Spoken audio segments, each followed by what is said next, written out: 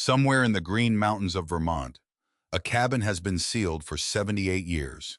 Two matching gables, a workshop wing joined by a covered breezeway, and on the second story, one small round window watching the valley. Watching, waiting.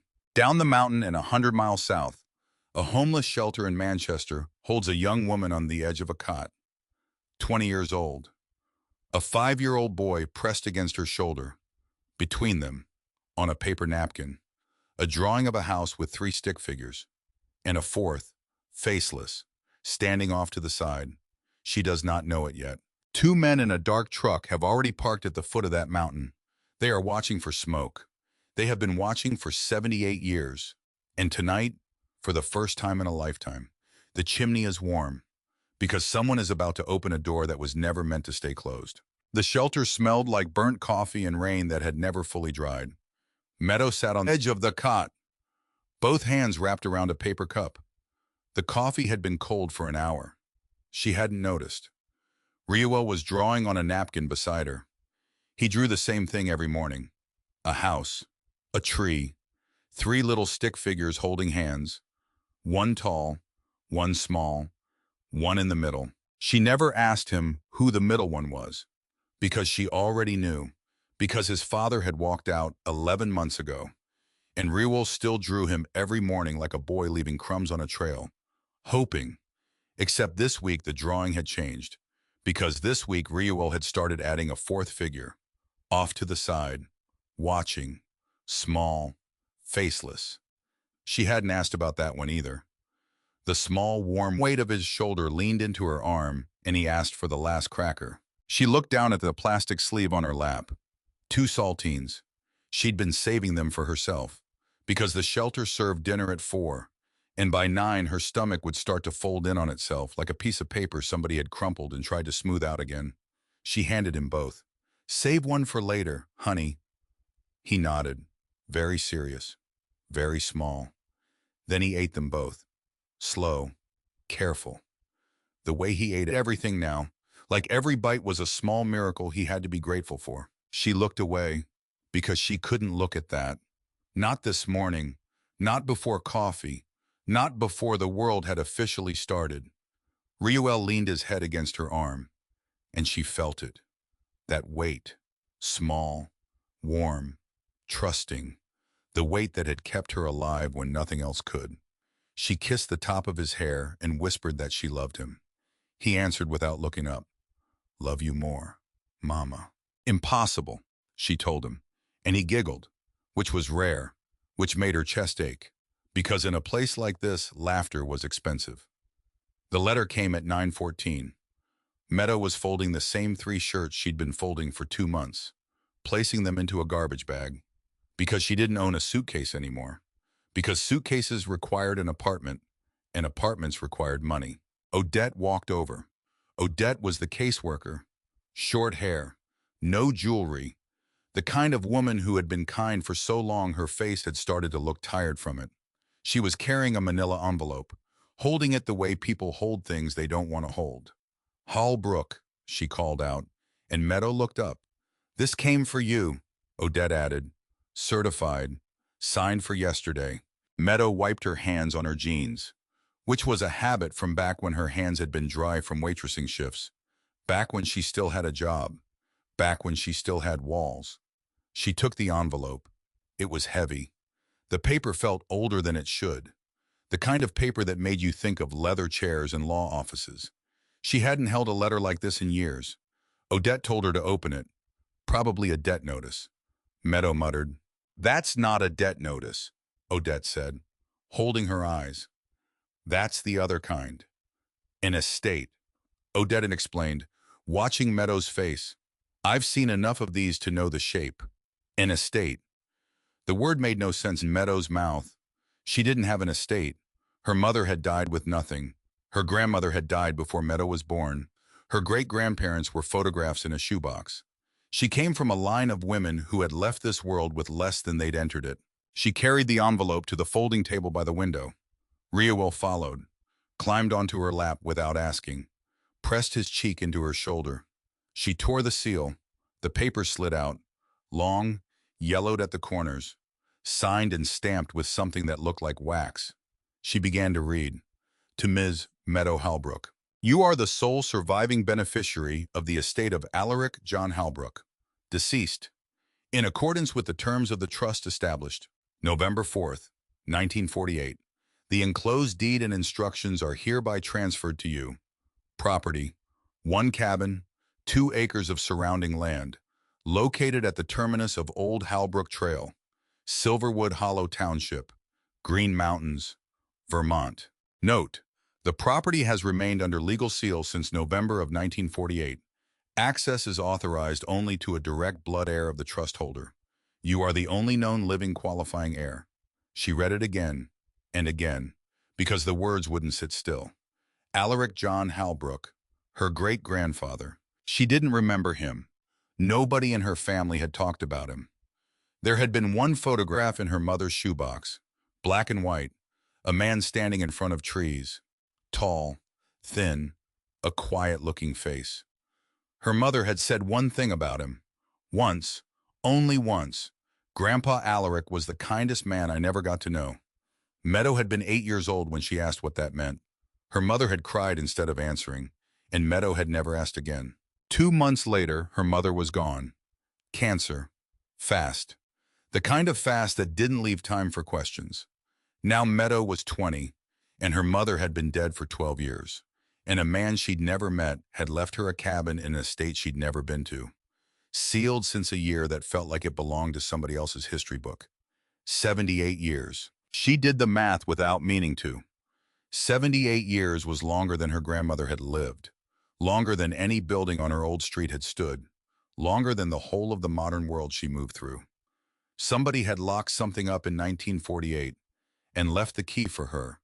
For her, 20 years old, living in a shelter, $180 to her name, a 5-year-old on her lap who thought 2 saltines was breakfast.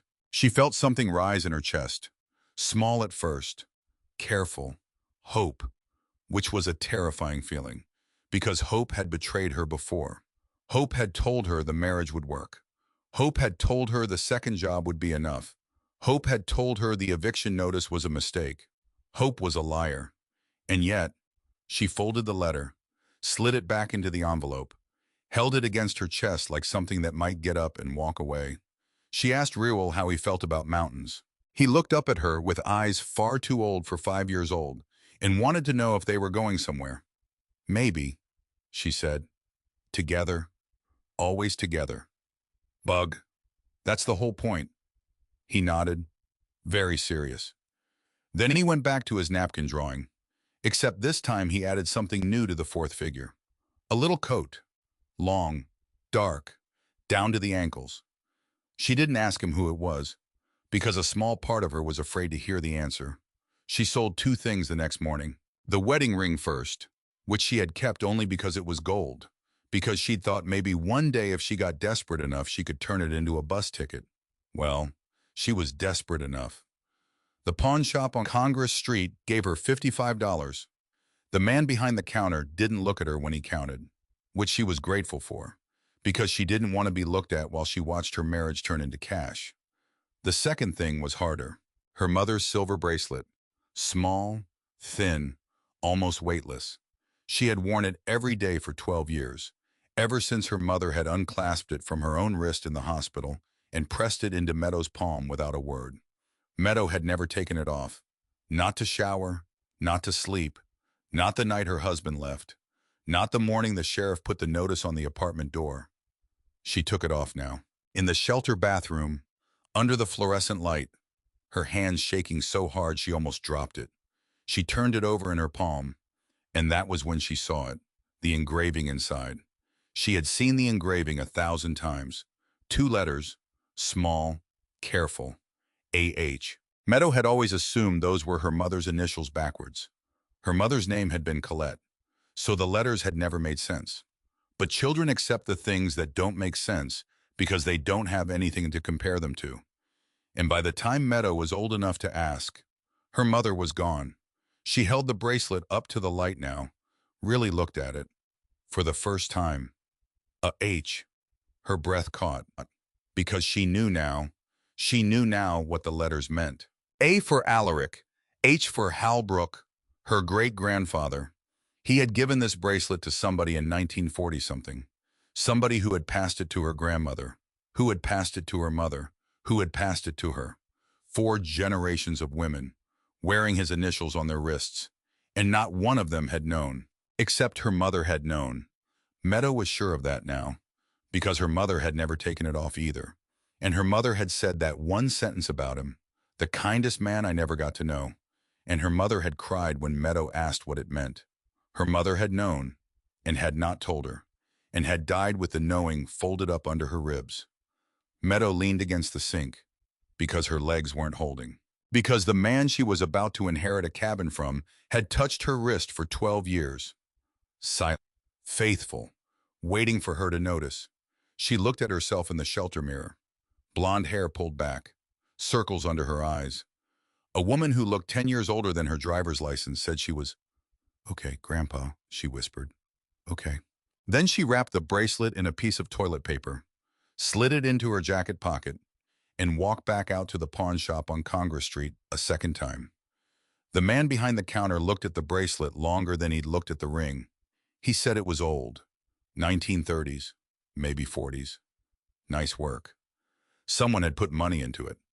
She asked how much. He turned it over, weighed it, squinted at the clasp, told her 48, which was less than she'd hoped, and more than she'd feared. She took it.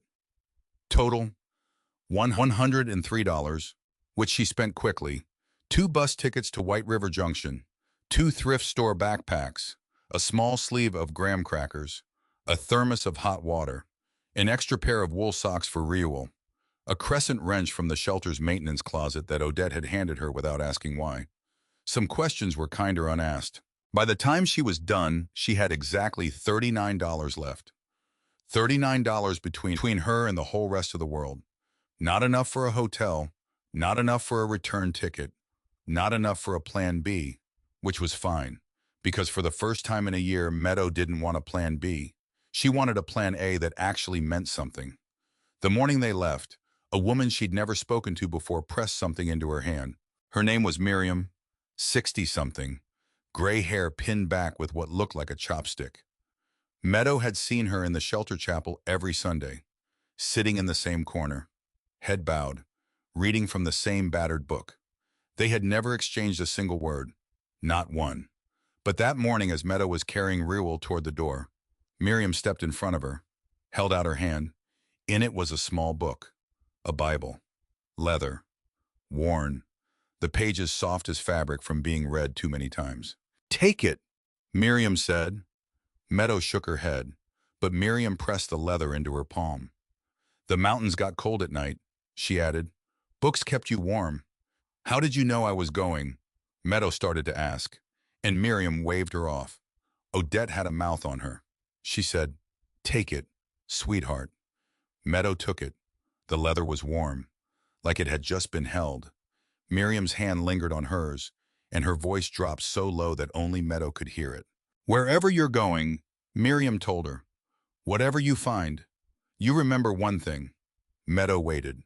Miriam's eyes were pale blue and absolutely steady, and they looked at Meadow the way her mother had looked at her once, a lifetime ago, right before saying something important. You were not thrown away. You were sent for. Meadow's throat closed. She couldn't answer. She could only nod. And then Miriam turned, walked back to her corner, sat down, bowed her head, as if the conversation had never happened at all. Meadow stood in the middle of the shelter with the Bible pressed to her chest, and Reuel, small and still against her hip, asked her why she was crying. She kissed his forehead, told him she had forgotten something. When he asked what, she told him she had forgotten that people could still be kind. The bus left at 6:17. The city faded fast. Behind them, the concrete pulled back. The billboards thinned out. The gas stations grew farther apart. And then one by one, the trees began to close in. Reuel pressed his face against the window and pointed. "So many trees," he breathed, "like an ocean, except green." She smiled and put her arm around him and held him close, as the miles unspooled. The bus climbed and climbed. The engine strained on the switchbacks. Passengers thinned out. By the third stop, only 6 people remained. By the fifth stop, 3. By the last stop, only 2. Meadow and Reuel. The driver looked back over his shoulder as they gathered their bags. He was maybe 60, white beard, cap pulled down low. He asked if she was sure this was where she meant to get off. "Yes, sir," she said. "There ain't nothing out there," he warned her. There was something. She told him. A little farther up. He was quiet a moment. Then he squinted at her. And his face did something odd, like he was seeing 2 people at once. Her and someone else. "She looked like her," he said finally. The old cabin lady from up the trail. He'd never met her himself. Just heard the stories from his daddy. Meadow asked what stories. He shook his head slow. "Nothing good, ma'am. Nothing good." The bus doors folded shut. The engine coughed. And the bus rolled away, leaving Meadow and Reuel standing on a strip of gravel in the middle of nowhere. The quiet came down like a curtain. She listened. No cars, no voices. No hum of anything human at all. Only wind. Only birds. Only the small sound of her own breath. Reuel slipped his small hand into hers and asked if the cabin was scary. She looked up the mountain at the trail winding into the trees. Impossibly narrow. Impossibly steep. Impossibly waiting. She didn't know yet. She told him. But they were going anyway. The walk took 2 hours. The trail wasn't really a trail anymore. It was a suggestion, a memory of a trail.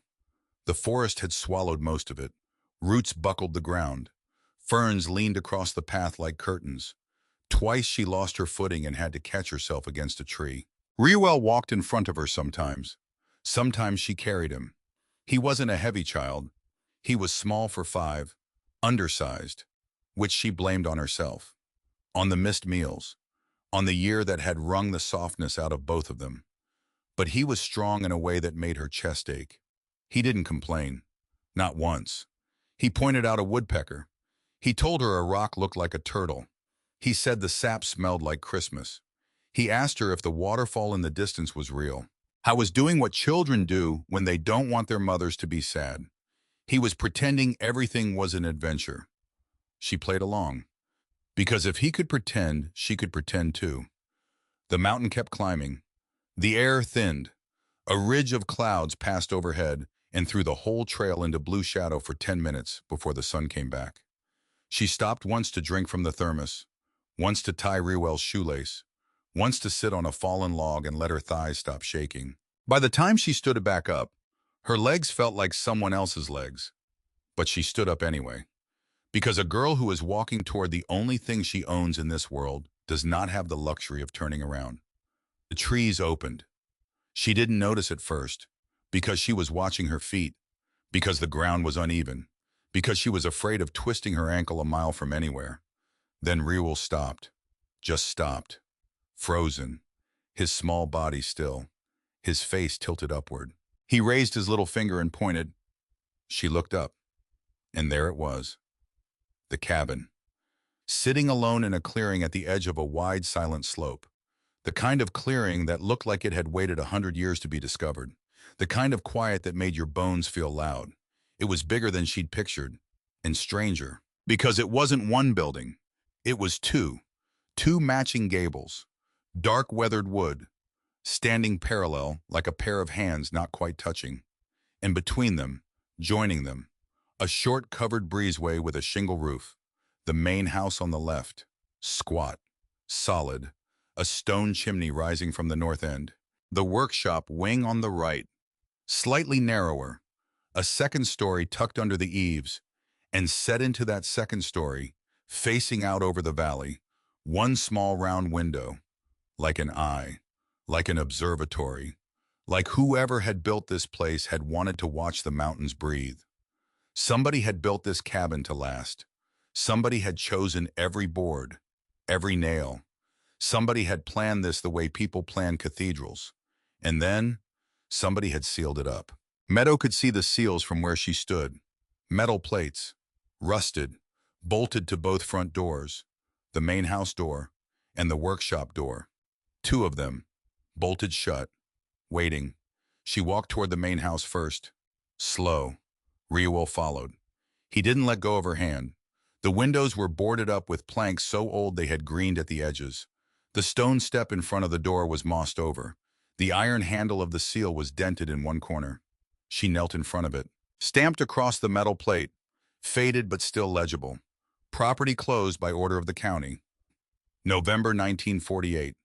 Meadow reached out, touched the metal. Cold. Cold in a way that felt older than the November air. Reuel whispered that the cabin looked sad. It looked like it had been waiting. She told him. For what? He asked. She didn't answer, because she was afraid the answer was us. She walked around the cabin first. Once, slow, careful, both wings, the main house, the workshop, the breezeway between. The windows were intact behind the boards. She could see the outlines of small square panes. Original glass. Nobody had broken in. Nobody had tried. The roof was old but whole. The wood had darkened but not rotted. There were no footprints in the moss around the foundation. No cigarette butts. No beer cans. No signs of hunters or teenagers or anyone at all. Just moss and ferns and the long, slow patience of decades. She came back around to the front. Reuel was sitting on the stone step, holding Mr. Buttons. Mr. Buttons was a small brown teddy bear, one eye missing, the stuffing coming out of his left paw. Reuel had carried him through 3 shelters in 11 months and never once let him go. He looked up as she approached and asked if she was going to open it. Yes, she said. He wanted to know if she was scared. She knelt down in front of him, cupped his small face in her hands, and told him a little bit. But scared was okay. Scared just meant something mattered. He thought about that, very seriously, as if he were turning it over on all sides. Then he nodded once and told her to open it. She kissed his forehead, stood up, turned to the door. The bolts had rusted into the wood. She'd brought the crescent wrench in the outside pocket of her backpack. She fitted around the first bolt. It squealed like it was in pain. Her arms burned. Sweat gathered at the small of her back even though the mountain air was cold. She had to brace her feet against the stone step and pull with her whole body. The bolt came free, fell to the ground with a soft, heavy sound. She stared at it. Because something in her had believed this door would never open. She kept going. Second bolt, third, fourth. Each one loosened a little easier than the one before, as if the cabin was letting her in, as if it had been waiting to be released.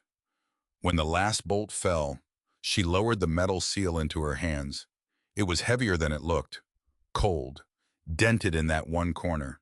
She turned it over slowly, and on the back, someone had scratched something into the metal a long time ago. Faint, nearly worn away.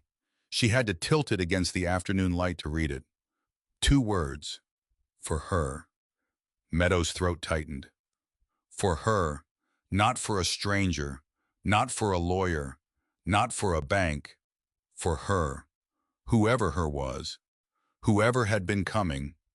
She set the seal down on the stone step, reverently, the way you might set down a wedding ring. Then she turned to face the door. She placed her hand on the wood. The door was solid oak. Somebody had made it out of one whole tree, planed it, sanded it, fitted it to the frame with a care she hadn't seen in 100 years of buildings. Reuel came and stood behind her. His small hand pressed against the back of her thigh. He wanted her to wait a moment. Should they say something first? He asked, like Miriam did. Meadow's chest went tight, because he was right.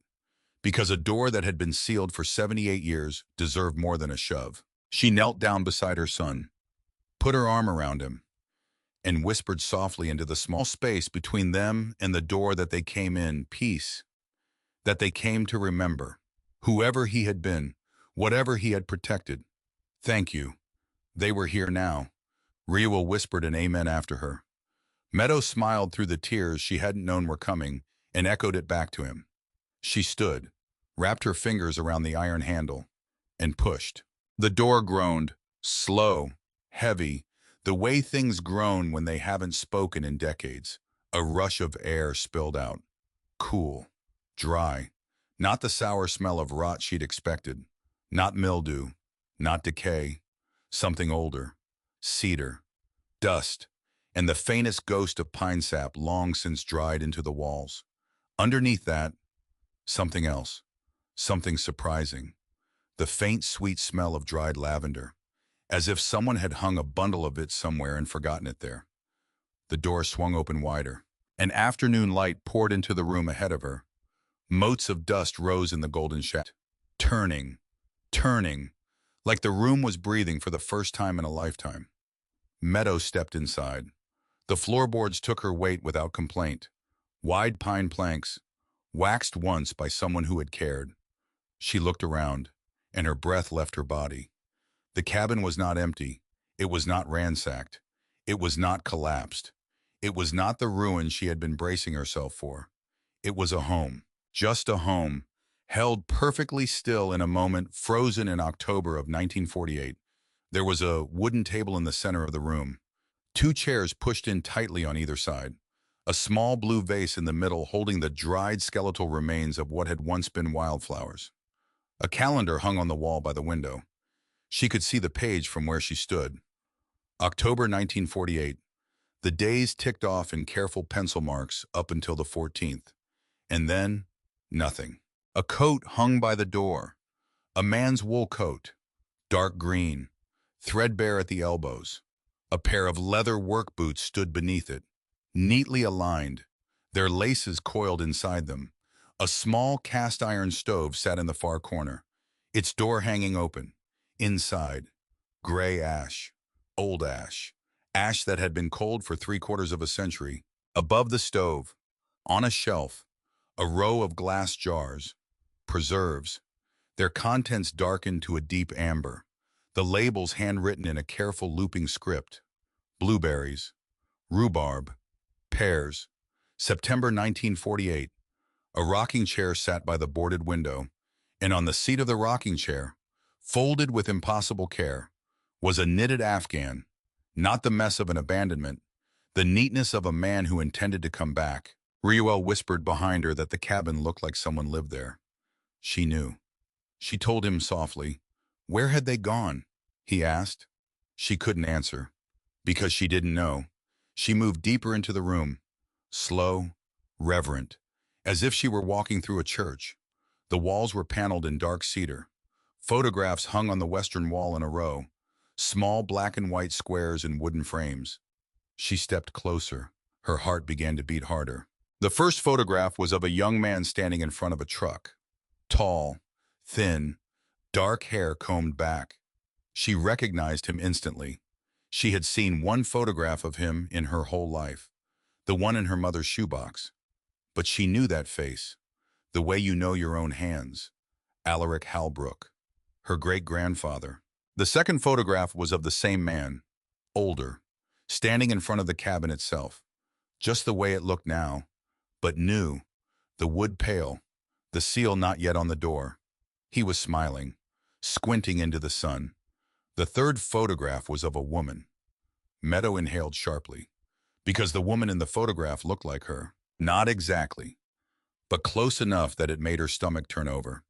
The same jaw, the same shape of eye, the same small tilt of the head that Meadow had seen 1,000 times in shelter bathroom mirrors. She reached out, ran a fingertip across the glass. Her great-grandmother. She had to be. The woman she had never even known existed. Reuel came up beside her and told her the woman looked like her. She knew, she said again, softly. He asked if it was their grandma. Great-great-grandma, she corrected. He counted the greats on his fingers and said that was a lot of great. She laughed. She hadn't expected to laugh. It came out choked and wet. She turned toward the table. That was when she saw it. Something on the wood. Small, folded, white against the dark grain of the tabletop. She had missed it in her first sweep of the room, because she had been staring at the calendar, at the coat, at the boots. But there it was, a piece of cloth folded into a perfect square, sitting on the table beside a single blue teacup. She moved toward it slowly, almost afraid, because everything in this cabin was 78 years old and holy. Every object here had been placed by hands that were long since dust. She felt like she was stepping into someone else's prayer. She stopped at the table. She looked down. The cloth was a handkerchief, white cotton, yellowed at the edges, and embroidered in the corner in careful looping thread was a name. She stared at it. Her mind refused to accept what her eyes were reading. She reached out with a trembling hand and picked the handkerchief up, held it in the light of the open doorway. Read the embroidered letters once, twice, 3 times. Rosalind Rose Halbrook. Meadow's knees went soft, because Rosalind Rose Halbrook was her grandmother's name. Her grandmother, who had died at 41, who Meadow had never met, who had been born in November of 1946, which meant on the day this cabin was sealed, on the day Alaric Halbrook walked out this door and did not come back. His granddaughter Rosalind was almost 2 years old, and he had left a handkerchief on the table embroidered with her name, waiting to be sent. He had been planning to send it for her 2nd birthday. He had never gotten the chance. Meadow sank down onto one of the chairs, the one that had been waiting for her, empty, for 78 years. She pressed the handkerchief to her mouth, and she wept, because her grandmother had died at 41 without ever knowing that somewhere in the mountains of Vermont there had been a man who had embroidered her name on a piece of cloth, had folded it neat, had set it on a table, had meant to send it, had loved her from a distance she never knew existed. And her mother had died at 38 without knowing either, without ever meeting the grandfather her own mother had never met. 3 generations of women, and the handkerchief had waited through all of them. Until Meadow. Reuel climbed up into her lap. He didn't ask why she was crying. He just wrapped his little arms around her neck and held her, the way she had held him 1,000 times. He whispered that it was okay. She squeezed him against her chest. He said whoever this man had been, he was nice. He could tell. She asked him, half laughing through her tears, how he could tell. He looked up, very seriously. His small hand pressed to her wet cheek, and he told her because the house felt like her. She could not speak, because the truth of what he had just said was too large for her lungs. She sat there a long time, long enough that the light shifted across the floor, long enough for the golden shaft from the door to move from the table to the wall, long enough for the afternoon to begin turning toward evening. She thought she should stand up. She thought she should look around more, explore, search the drawers, understand what she'd walked into. But she couldn't move, because a strange feeling had settled over her, a feeling she hadn't had since childhood, the feeling of being known, for the first time in a year, for the first time since her mother died. Meadow did not feel alone. Something about this cabin, something about the folded coat and the boots and the handkerchief and the row of photographs. She was surrounded by proof that she came from someone, that she belonged to a line, that before her mother and before her grandmother, there had been a man in a wool coat who had loved his family enough to embroider their names on cloth. She lifted Reuel from her lap, set him gently on the floor, stood, wiped her eyes with the back of her wrist, and went to explore the rest of her inheritance. There was a small bedroom off the main room. The door was slightly ajar. She pushed it open and found a narrow bed made up neatly with a quilted blanket, a nightstand with a kerosene lamp, a small braided rug on the floor, a hook on the wall with another coat hanging on it, a woman's coat this time, dark blue, worn thin at the collar. She stared at the coat, her great-grandmother's. Maybe, maybe not. There was no way to know. On the nightstand was a photograph in a small frame. She picked it up. The glass was clean somehow. She wiped it once with her sleeve and looked at the image. It was her great-grandfather, standing in front of the cabin, beside another man, 2 men, shoulder to shoulder, both of them laughing, both of them young, both of them squinting into the sun. She frowned, because the other man's face was familiar too, in a way she couldn't place, in a way that plucked at something, some memory, some picture she'd seen somewhere, some face she couldn't quite name. She turned the photograph over. On the back, in ink that had faded to a soft rust color, was a single line, "My brother in all but blood, summer 1946. She stared at it. Because in 1946, her great-grandfather had a brother he wasn't related to. a friend he loved that much, a friend he trusted enough to photograph, enough to write those words on the back. And then in October of 1948 something had happened, and her great-grandfather had never come back to this cabin. She looked at the second man's face again, trying to place him, trying to remember where she'd seen that face before. She would remember later. She would remember with a jolt that would knock the wind from her. But not yet. Not now.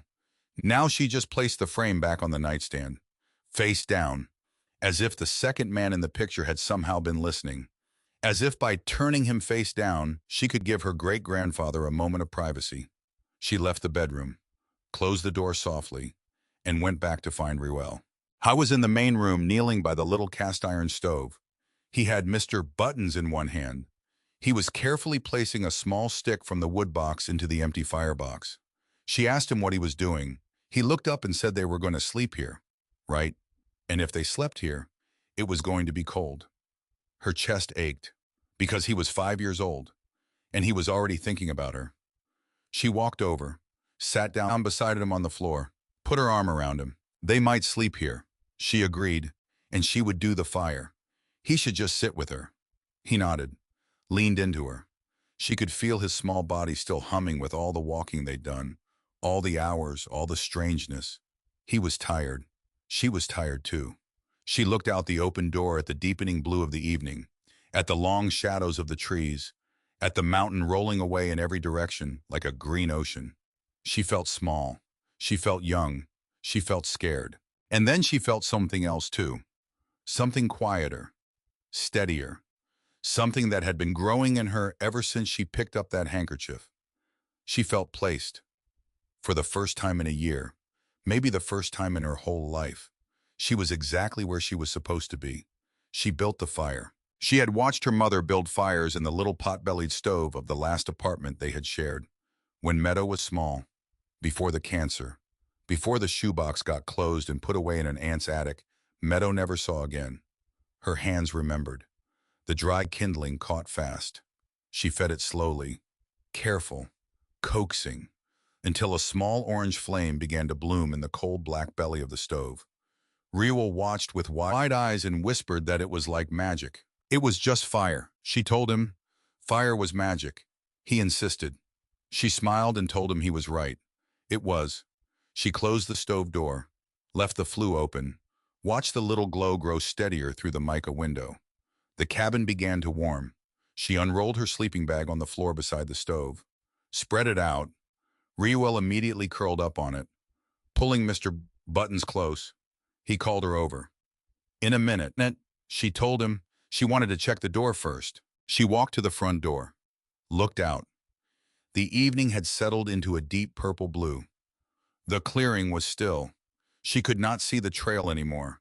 The forest had swallowed it in the low light. She closed the door, slid the old wooden bolt across. It moved. It worked. It clicked home. She rested her forehead against the wood for a long moment and whispered so quietly no one could have heard her. Thank you. She wasn't sure who she was thanking.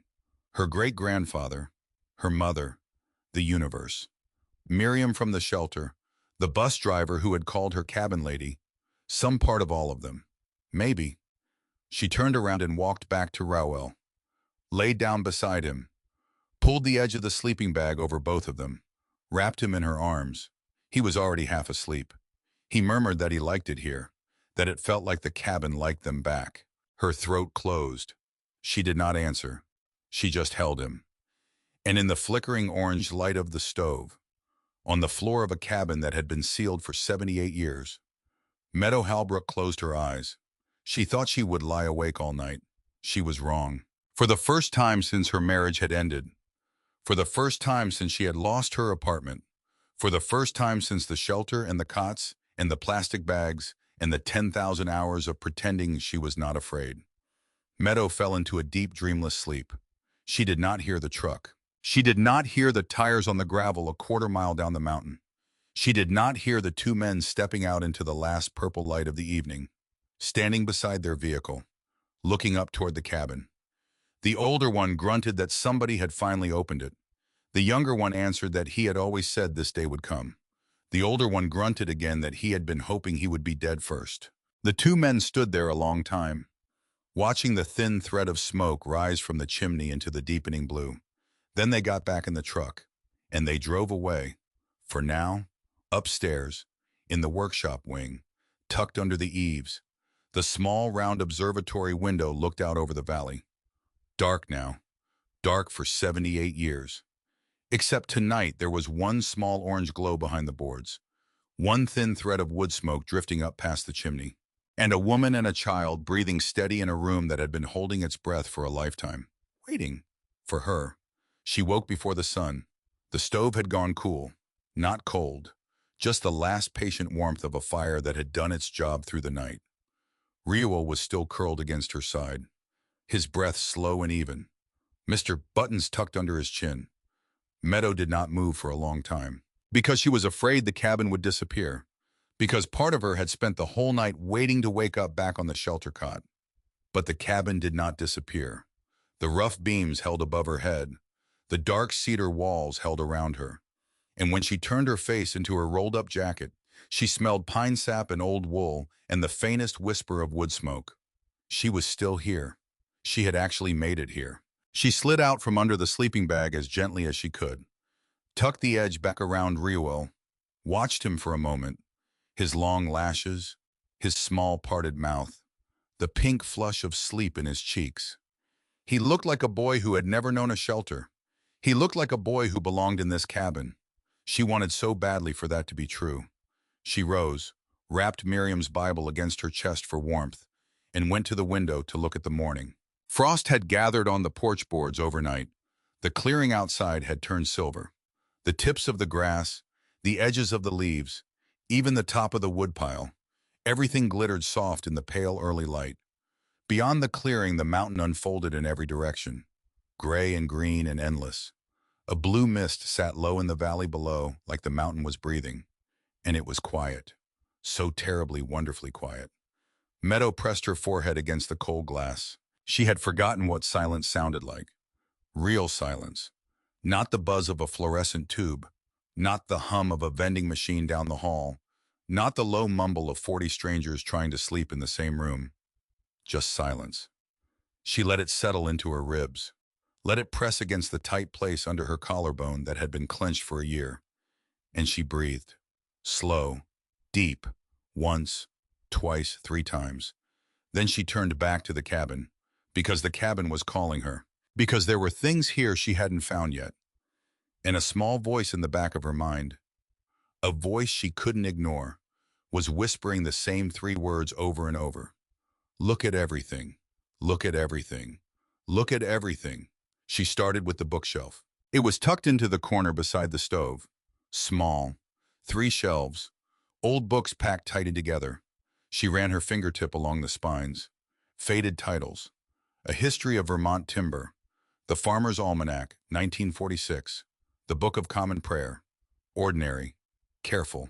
The Library of a Man Who Read at Night by Kerosene Light. Except one book was different. The very last book on the very bottom shelf. Its spine was blank, not faded, not worn, just blank, as if it had never been titled at all. Meadow knelt down, pulled it free. It was heavier than a book that size should be, because it wasn't a book. It was a journal, a leather-bound notebook, its edges tied shut with a leather cord. Her heart began to pound in a way she had not felt in a year. She carried the journal to the table, set it down, slid into the same chair she had wept in yesterday, and with hands that would not stop trembling, she untied the cord. The pages opened easy. The handwriting was neat, careful, a little slanted. The ink had faded to a soft brown, and the first entry was dated January 3rd, 1948. She read, "The winter has been long, but the land is good. B came by today. He talks now about opportunities, about growth. He says a man with land like ours should not sit on it. He says there are men in Boston who would pay well for what we have. I told him I would think about it, but I did not tell him what I really thought, which is that no amount of money in Boston is worth a single one of these trees." Meadow's breath caught. B. Just B. She turned the page. March 11th, 1948. B brought papers again. He wants to be my partner. He says we can develop the land together. Half and half. Brothers to the end. I do not know what to say. I love him like a brother. I have loved him like a brother since we were 7 years old. But something is wrong. He does not look at me when he speaks anymore. He looks at the mountain behind me, like he is measuring it. She turned another page. Faster now. July 2nd, 1948. B is in trouble. He came here last night. His hands were shaking. He owes money to men who do not forgive debts. He asked me to sign the North acreage over to him, just as collateral, just for a season, just until he can settle up. I have known him since we were 7 years old. I put the papers in a drawer. I told him I would sleep on it. July 3rd, I signed. God help me. I signed. Meadow lowered the journal. Because a coldness had started at the base of her spine and was climbing. Because she already knew where the story was going. Because she had heard it before. In 100 variations. In 100 women's lives. The story of someone who was trusted. The story of what happens when you love the wrong person. She turned the page. The entries got shorter after that. August 4th. B sent a lawyer. There are new papers to sign. Says the arrangement needs to be formalized. I do not like the lawyer. His eyes do not stay in one place. September 10th. Something is not right. The papers say more than we agreed to. They say I am transferring all of it. Not just the North acreage. All of it. I refused to sign the final page. B got angry. He has never been angry with me before. September 22nd. I have written to my granddaughter. She will be 2 next month. I embroidered her name on a handkerchief. When she is older, she will understand. Meadow closed her eyes, because that was the handkerchief, because she had held it yesterday, because it had been sitting on this table waiting for a 2-year-old who was now dead. She opened her eyes and read on. October 8th. I have written a will. I have put things where they must be found.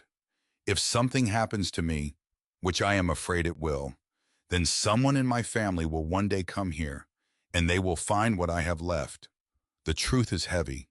I hope she can carry it. He had written 78 years ago. Her great-grandfather had known. He had known a woman would come. He hadn't known her name. He hadn't known her face. He hadn't known she would be 20 and homeless and holding a 5-year-old boy. But he had known she would come. Meadow's hands would not stop shaking. She turned to the last page of the journal. The final entry was short. October 14th, 1948. B came back today. He was not alone. He brought 2 men I have never seen before. He would not look at me. There is a wire recording in the shed, a key beneath the 3rd fireplace stone, and a message with the pastor at the little church down in the town. Trust no one who tells you not to look. Trust no one who tells you it is finished. Trust no one who benefits from your silence. She will come. She will come. And when she does, she will know what to do. There was nothing after that. The rest of the journal was blank. Meadow sat still for a long time. The morning had brightened. The frost outside had begun to melt. Somewhere a bird called. Reuel made a small, sleepy sound and rolled over on the sleeping bag. And Meadow did not move, because a 5-year-old boy was sleeping 10 feet away, because he was the only living thing that belonged to her, because whoever had done this to her great-grandfather, whatever family it was, whatever legacy of greed had begun in this cabin in 1948, it had not ended. It could not have ended, or the cabin would not have been sealed for 78 years, or her grandmother would not have died at 41, or her mother would not have died before Meadow was old enough to understand, or Meadow would not be sitting in this chair right now, reading a journal that ended mid-sentence. She looked at the words again. A key beneath the 3rd fireplace stone. She stood up. The stones of the fireplace were rounded river rocks mortared in decades ago, blackened at the edges from a lifetime of fires. She counted them from the bottom. 1, 2, 3. She pressed her hand against the 3rd stone, and it moved. Not much. A wobble. A tremor. Something loose beneath the mortar. She worked her fingers around the edges. The mortar was old. Crumbling. It flaked away as she scraped it with her thumbnail. She worked at it for 10 minutes. 20. Her fingertips began to bleed. She didn't stop. She could not stop. Because whatever was behind that stone was the reason her great-grandfather had died. The stone came loose in her hands. She lowered it gently to the floor, and she reached inside the cavity behind it. Her fingers found paper, wrapped in oilcloth, bundled with twine, cold, preserved, untouched by 78 years of Vermont winters and Vermont springs. She pulled the bundle out, sat down on the hearth, untied the twine. The papers were in 3 parts. The first was a stack of land deeds, original, handwritten, signed and stamped and sealed with dark wax that had gone brittle with age. She scanned them. Her eyes couldn't focus. Numbers, acreage, township lines, coordinates. But she saw enough to understand. Alaric Halbrook had owned 412 acres of the Green Mountains. Not 2, not the little parcel around the cabin, but 412, stretching from the ridge on the west to the river on the east, including everything in between. Everything that a ski resort might sit on, everything that a hotel complex might sit on, everything that a small mountain village of luxury condominiums might sit on. Meadow's mouth went dry. The second bundle was the transfer contract. She unfolded it carefully. It was a long document, 10 pages, notarized, witnessed. Every page marked with Alaric Halbrook's careful signature at the bottom, except the last page. The last page was blank at the signature line. Never signed. The transfer had never been legally completed, which meant. Meadow set the papers down in her lap because her hands would not hold them anymore, which meant the 412 acres. Legally, officially, under any court that cared to look, still belonged to the estate of Alaric Halbrook, which was now her. She was a homeless 20-year-old mother, and on paper, she owned a mountain. The third thing in the bundle was a photograph. She almost missed it.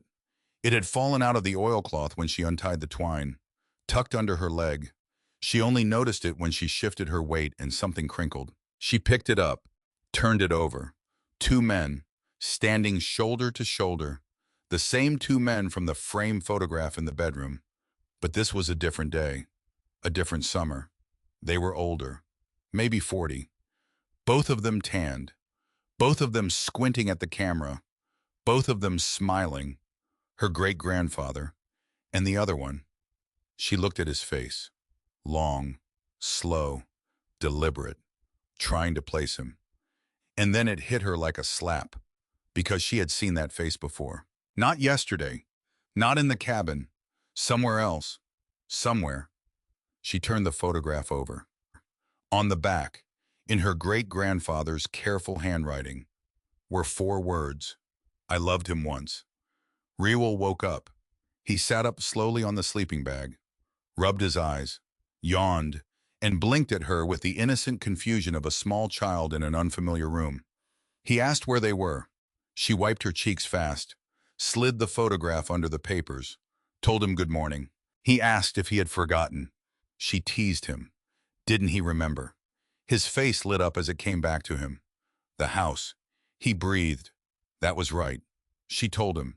She asked if he had slept well. Very well, he said. And so had she. He crawled off the sleeping bag, walked over on his sock feet, climbed up onto the chair beside her. His hair was sticking up on one side. He was still holding Mr. Buttons. He looked at the papers in her lap and asked what they were. Grown-up stuff, she told him. Boring, very boring. She agreed when he echoed the word. He accepted this the way he accepted most things, and leaned his small, warm cheek against her arm. She kissed the top of his head, because she knew, because in her lap, wrapped in oilcloth, was the reason 2 men had driven up a mountain last night to see if the cabin smoke was rising, because those men were coming back, because they were coming back today. She had a 5-year-old boy to protect. She had to hide these papers. Now, she thought fast, because she had learned in the last year that survival was mostly about thinking fast. She stood up, walked to Reuel's little thrift store backpack, the blue one with the faded cartoon dinosaur stitched to the side. Riewell had loved it the moment she pulled it off the shelf. She unzipped the main pocket. She took the deeds, the contract, the photograph. She wrapped them again in the oilcloth, tied the twine, and she slid them into the bottom of the backpack. Then she stuffed his clothes on top. Then Mr. Button's little spare sweater. Then a coloring book. Then the graham crackers. Nobody, she thought, was going to search a 5-year-old's backpack. She hoped. She hoped so badly. She zipped the pocket shut, set the backpack by the door, and then she turned around. Because Riewell was watching her. Very quiet, very still. He asked her if they were in trouble. She knelt down in front of him, because he had asked a real question, and he deserved a real answer. A little bit, she admitted. But Mama was going to fix it. How? He wanted to know. By being smarter than the trouble. She told him. I thought about that, then said, okay, and that was that. He walked over to the table, picked up his coloring book, sat down cross-legged on the floor, and began to color. Meadow watched him. She wondered how a 5-year-old boy could have that much dignity. She wondered what he was going to be like when he grew up. She wondered what she was going to do to make sure he got the chance. The knock came at 10:47 in the morning. She had been expecting it, which did not make it any less terrifying, because at 10:47 there was the sound of tires, gravel, an engine, doors slamming, and boots crunching up the path to the porch. She had time, enough time to grab Riewell, to lift him onto the bed in the small bedroom, to press a finger to her lips. She whispered to him not to come out, no matter what, not until she said. He nodded, very serious. She told him to stay quiet. Another small nod. Then he wrapped his arms around Mr. Button's and made himself very small against the pillows. She closed the bedroom door behind her. She walked back to the main room, smoothed down her hair, wiped her hands on her jeans, and stood in the center of the room, facing the door. She did not open it. Not yet. She was waiting to see what they would do. The knock came again. Polite, careful, a man's knuckles against oak. A voice called out that they knew she was in there. There was smoke in the chimney. They just wanted to talk with her a moment. Nothing formal. She stayed silent. A pause. Then a second voice. Younger. Smoother. A voice that had been trained in expensive rooms. The second voice introduced himself as Percival Dane, an attorney with a firm in town. Lockridge Peaks Development had asked him to come by. He was there as a courtesy. An attorney. Of course they'd sent an attorney. Of course. Meadow took a slow breath. She lifted her chin. She walked to the door, and she opened it just enough. Not the whole way. Enough to see them. Not enough to let them in. There were 2 men on the porch. The first was heavy-set, late 50s, dark suit, steel gray hair combed back. His face was doing the smile it had been trained to do. Not his eyes. The rest. The second man was younger, maybe 35, tall, lean, handsome in a way that made her instantly suspicious, because handsome men in tailored suits did not usually show up in mountain clearings unless they wanted something. He held a briefcase. He thanked her for coming to the door. She asked what they wanted. Not a question, a demand. The older man's smile flickered. The younger one recovered fast and asked if they could come in. No, she said. I understood. He told her. Perhaps they could speak on the porch. They could speak from where they were standing, she countered. Percival Dane set his briefcase down, very slow, very careful, as if he wanted her to see he was harmless. She wasn't fooled. He began his pitch. Lockridge Peaks Development had been aware for many years that this property was under seal. When they saw that the seal had been removed, they thought it prudent to reach out, as a courtesy. Nothing more. She asked how they had known the seal was removed. His smile didn't move. He murmured something about her question being unclear. She spelled it out. The cabin was 2 hours from anywhere. Nobody had known she was here. She had opened that seal yesterday afternoon. So how did he know? The older man looked at the younger one. The younger one kept smiling and told her they monitored properties of interest. Monitored, she echoed. For safety concerns, he said. For 78 years, she finished. His smile got thinner. Miss Halbrook. He tried again. Softer now. Lockridge Peaks had an existing land agreement with her family's estate. They would like to offer her a very generous settlement to allow them to complete some paperwork that had been left unfinished many decades ago. There it was, the word she had been waiting for. Unfinished. She almost laughed. She did not. Instead, she looked at Percival Dane, slow, steady, and in her calmest voice she told him to send it through her lawyer. He informed her, still smiling, that he was a lawyer. Not hers, she said. His smile faltered. He observed that she did not have a lawyer. She did now. She told him. He asked who. She informed him he might not ask. There was a silence. The older man cleared his throat. His voice was gravelly. It sounded like a smoker's voice that had also been recently gargling honey. He wanted her to understand something. These mountains, he said, had their moods. Weather turned on a dime up here. Roads flooded without warning. Bears woke early some years. Fires started in dry autumns, especially with a small child. Meadow's blood turned to ice. She kept her voice flat and told him to get off her porch. Percival Dane raised both hands and began to protest. That was not what. She repeated it. Get off her porch. The older man's smile finally dropped completely. He looked at Percival, nodded once. They picked up the briefcase. They walked back to the truck.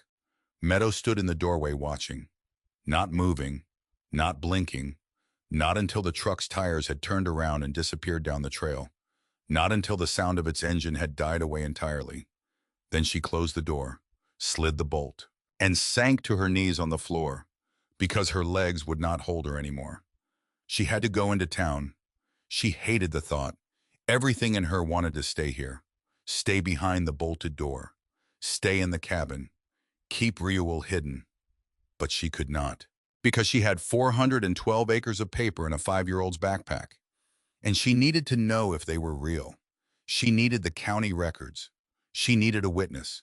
And she needed, God help her, to find someone she could trust. She told Reuel to put on his jacket. He didn't ask why. He just did it. He was that kind of child now. She slung his backpack over her own shoulder because she was not going to let it out of her sight. Not for 1 second. They walked down the mountain. The trail was easier going down than up, but her whole body felt heavier. The papers in her son's backpack weighed more than a mountain. Reuel held her hand. He did not talk much. Once halfway down, he squeezed her fingers and whispered that he had been good. About what? She asked. Being quiet in the bedroom, he said. She stopped walking, knelt down, cupped his face, told him he had been perfect, that he had saved them. He nodded solemnly. Then he tugged her hand and started walking again. And Meadow let him lead, because at that moment, he was leading her. The town of Silverwood Hollow sat in a small valley at the foot of the mountain. Population about 2,000. One main street, a hardware store, a post office, a church with a white steeple, a diner with red vinyl booths, a post office, a church with a white steeple, a diner with red vinyl booths, and in the square, a statue, a bronze statue larger than life, a man in a suit, one hand outstretched to the mountains, the kind of statue townsfolk put up to founders. Meadow walked past it fast at first, because she was in a hurry, because Reuel was hungry, because the county records office was 3 blocks up.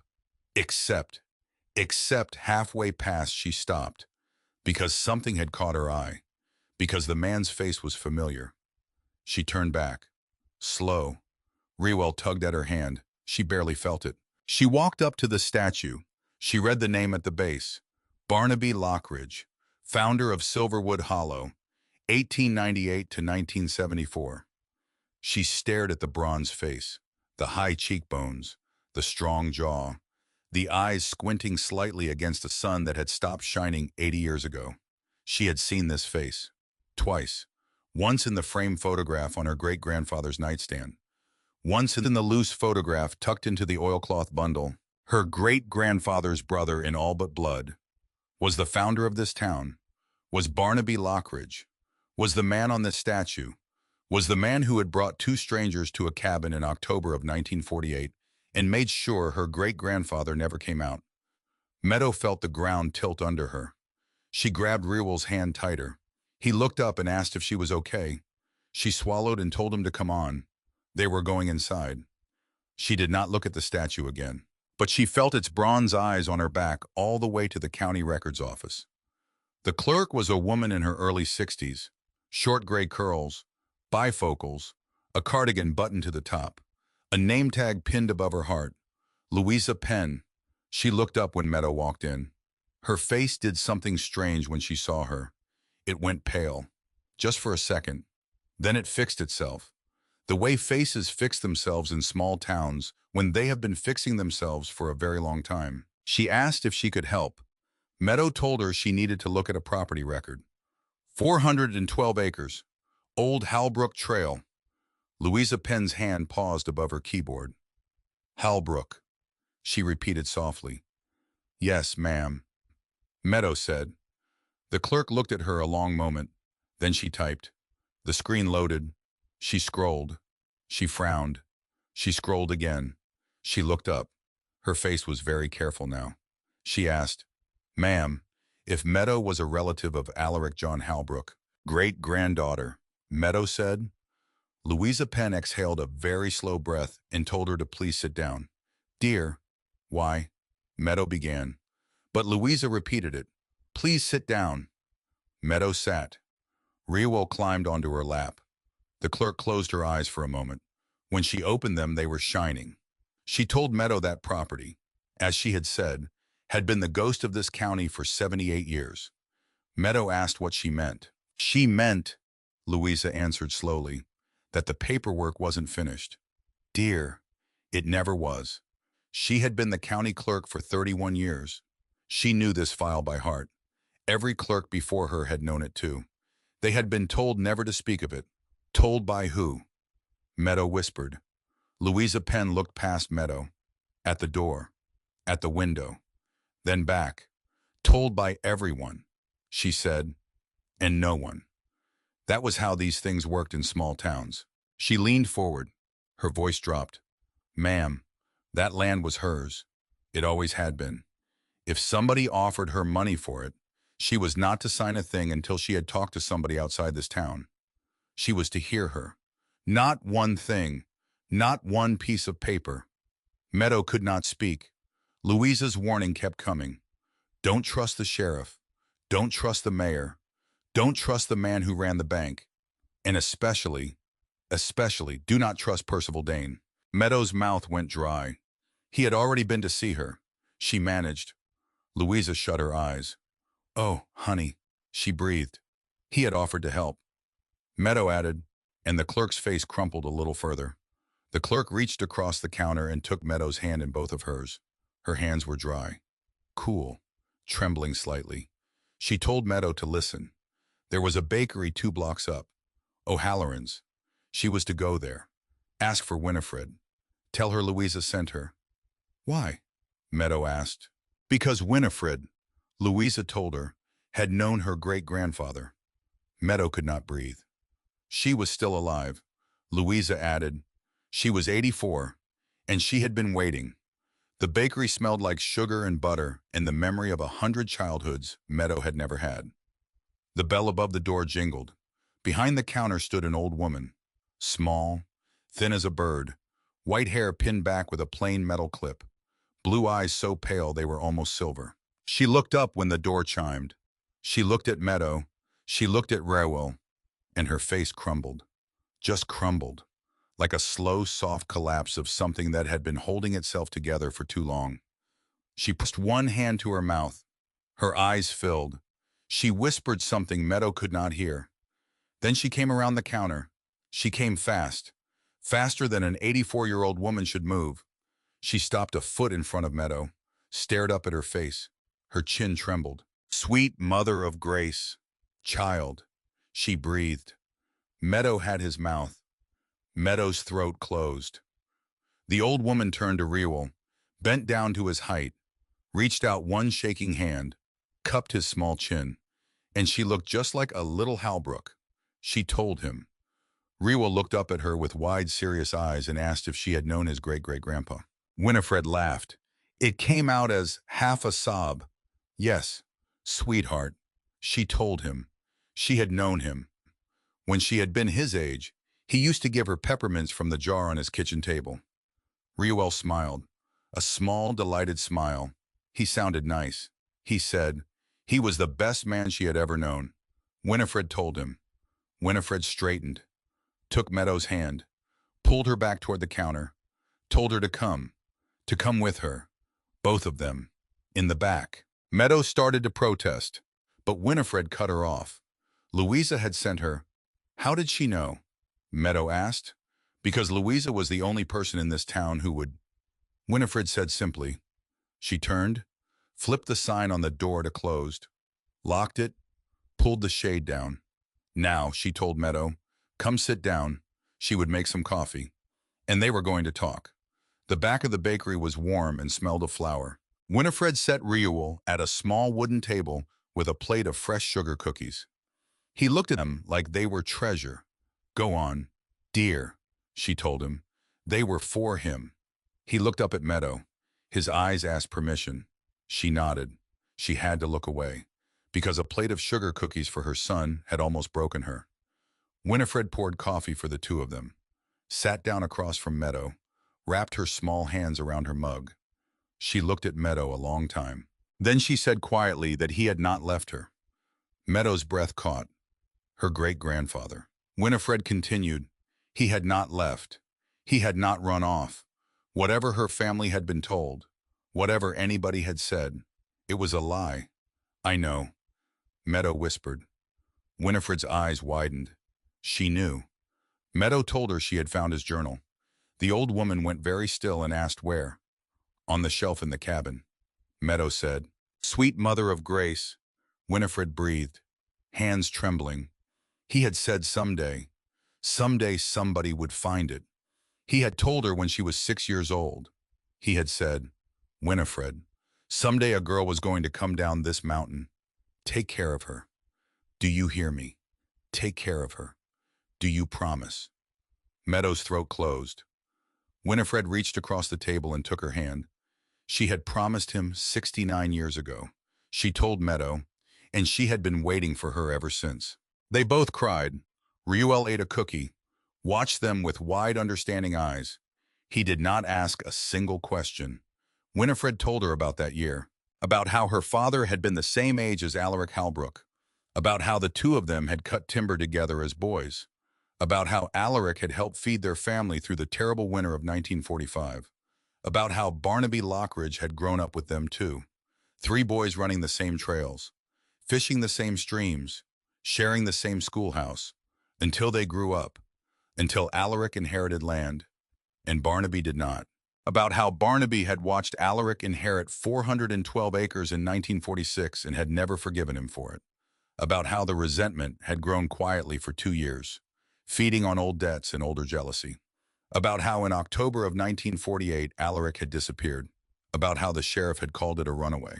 About how Winifred's father had come home from the woods one night, boots muddy, face gray, and had sat down at the kitchen table and told his 6-year-old daughter one thing. Winifred, Alaric was dead. She was never to tell anyone he had told her. She was never to forget it either, because someday it was going to matter. Meadow stared at her. Her father had known. Her father had seen the body. Winifred said, Oh God. Meadow whispered. Her father had been ordered to help bury it. Winifred continued. He had carried it in his heart for 51 years. That was the reason he drank. That was the reason he had died with his mouth full of things he never said. She reached into the pocket of her cardigan, pulled out a small brass key, old, green with patina, tied to a small piece of leather cord. She placed it on the table between them. He had said only one thing to her at the end. She told Meadow, only one thing. When she came, give her this. Meadow stared at the key and asked what it opened. Winifred's eyes were wet and steady. There was a strongbox, she said, buried under the altar in the little church up the road. Alaric had put it there himself the Sunday before he died.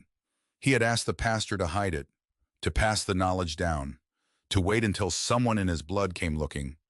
The pastor, Meadow murmured. Amos Redfern, Winifred told her. He was the son of the man Alaric had trusted. Amos was 82 years old now, and he had been waiting for her almost as long as Winifred had. Meadow and Reuel walked to the church that afternoon. The steeple sat white against the deep green of the trees. The building itself was small, cedar shingled, a single dirt path winding up to the front doors. Pastor Amos Redfern was raking leaves outside. I was tall and slightly stooped, thick glasses, a face weathered like river bark. He looked up as she approached, and for the second time that day an old face crumbled at the sight of her. She was her, he whispered. She held up the brass key. He looked at it, looked at her, and nodded once, slowly, told her to come inside, child, and bring the little one. Some doors, he added, had been locked so long only prayer knew what was inside them. The strongbox was under the altar, under a loose flagstone, in a small hollowed space that had been dug into the earth beneath the floorboards of the sanctuary. Amos pried the stone up with a small crowbar. His hands trembled with the effort. Reuel held Meadow's hand tight. The box was small, iron, rusted at the corners, but the lock still worked. The brass key slid in, turned, clicked. The lid rose. Inside were more papers, sealed in oilcloth, and beside them, a single small object, a spool wrapped in a scrap of red silk. Amos closed his eyes and whispered that he had put a recording in there. His father had told him. He had said, "Amos." There was a voice inside that box, a wire recording, the kind they had made just after the war. And someday a woman was going to come, and she was going to need to hear it, because the truth of what had happened on this mountain would not fit on paper. Some truths, he had said, only lived in a voice. Meadow lifted the small silk-wrapped object. Inside was a spool of thin steel wire, coiled tight, preserved in oil, the kind of recording device her great-grandfather would have had access to in 1948. A wire recorder, state-of-the-art for its time, kept safe under an altar for 78 years. Her great-grandfather, his voice, waiting for her.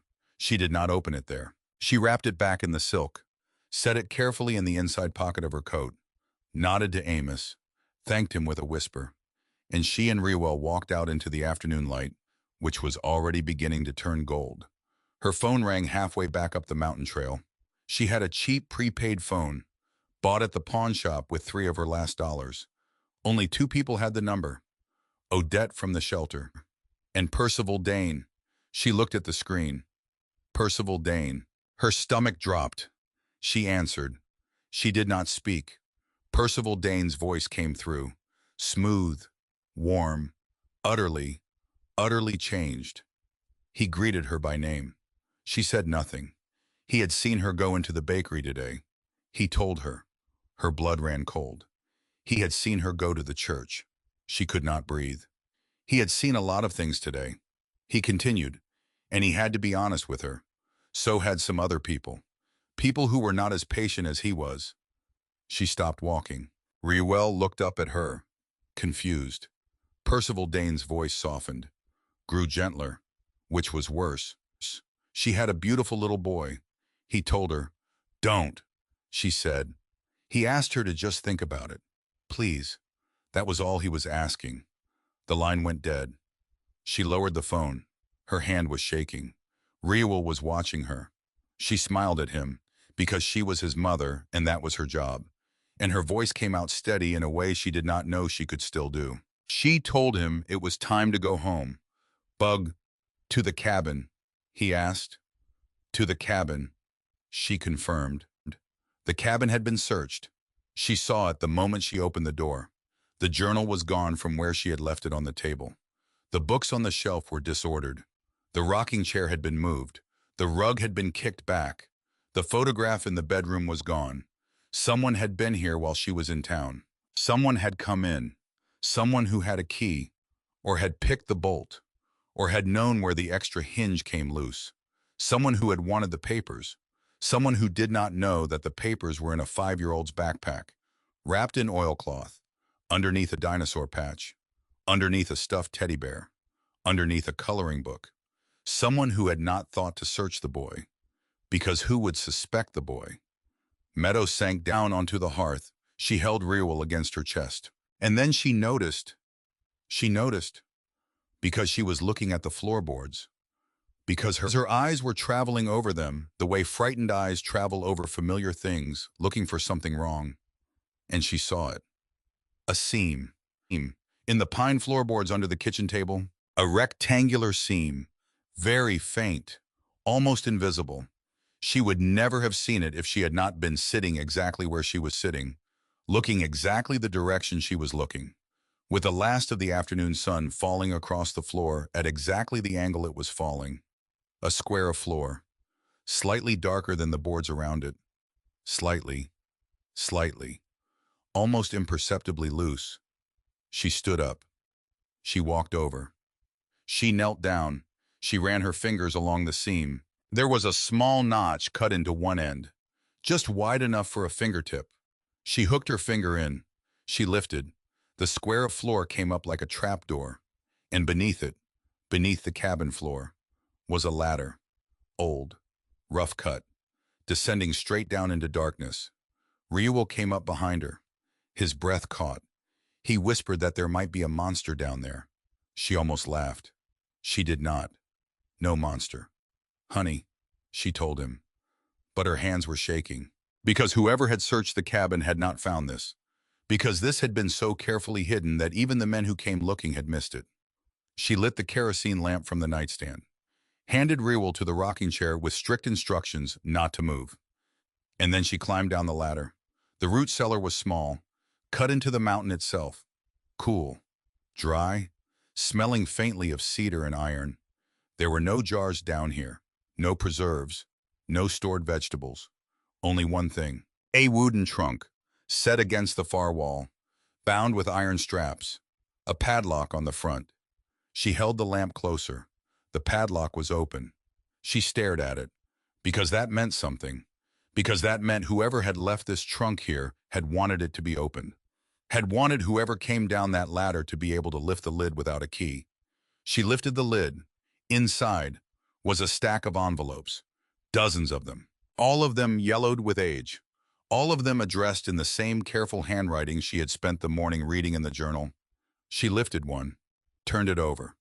To my great-granddaughter, on the day she comes. She lifted another. To my great-granddaughter, if she has a child. Another. To my great-granddaughter, if the man in the suit has already knocked at her door. Another. To my great-granddaughter, if she is afraid. Her hands began to shake so hard she had to set the envelopes back down. She counted them. Not exactly, was just an estimate. 60, maybe more. 62 envelopes, each one addressed to her, each one written by a man who had died before her mother had even been born, each one describing a moment in her future life that he had somehow known about. She sat down on the dirt floor of the root cellar. She pulled the lamp close, and she opened the one that said, if the man in the suit has already knocked at her door. The letter inside was short. Dear girl, if you are reading this, then he has come to you already. His face will be kind. His voice will be smooth. He will smell like money and offer you something that sounds like safety. Do not sign. Do not sign. Do not sign. The mountain is not for sale. The mountain has never been for sale. And you who are my blood, you are not for sale either. I do not know your name. I do not know the color of your hair. I do not know if you sing or draw or dance. But I know one thing. I know that you will come. And I know that when you come, you will already be tired. And I want you to know, from 78 years away, that I am proud of you. For every year you carried the weight before you knew it was mine. Rest a moment, then keep going. Your grandfather, Alaric. Meadow pressed the letter to her face and wept without making a sound, because her great-grandfather had known, not just that she would come, but that she would be tired, that she would have carried weight, that she would need to be told to rest. She sat on the dirt floor of a root cellar under a cabin on a mountain in Vermont, and she held a letter written to her by a man who had died in 1948. And for the first time since her mother's funeral, Meadow felt fathered, above her, in the cabin. Reuel was singing softly to himself, some tuneless little song about mountains and mamas. And outside, on the trail below the cabin, headlights, two of them, bumping up the road toward the cabin. Not fast, just steady, just coming. They did not stop this time. They did not pause a quarter mile down the mountain. They kept coming, and behind them, a second set of headlights, following the sheriff, coming up the road behind Percival Dane's men, coming up to check, he would say, on the welfare of the child. Meadow climbed the ladder faster than she had come down. She pulled the trapdoor shut behind her, slid the kitchen table back over it, straightened the chairs. Reuel looked up from the rocking chair, his small face pale. He asked if they were back. They were, she told him, and this time they were not staying. She grabbed the backpack, grabbed the sleeping bag, grabbed Miriam's Bible, grabbed the wire recording from her coat, and shoved it deeper into an inside pocket. Grabbed Reuel, because Amos had said something to her that afternoon in the church. Something quiet, something she had almost missed while she was holding the strongbox in her hands. There was another way down. There was a footpath behind the cabin, overgrown. Nobody had used it in 50 years. It came out behind the church. Her great-grandfather had known it. So had his father. Don't forget it. She had almost forgotten it.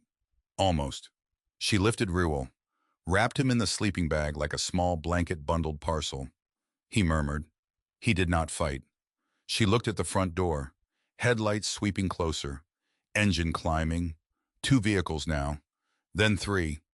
She turned away from the front door. She walked into the small bedroom, to the small back window that faced the woods, the one she had noticed her first morning, the one that opened outward with a hidden latch. She unlatched it. The window swung open.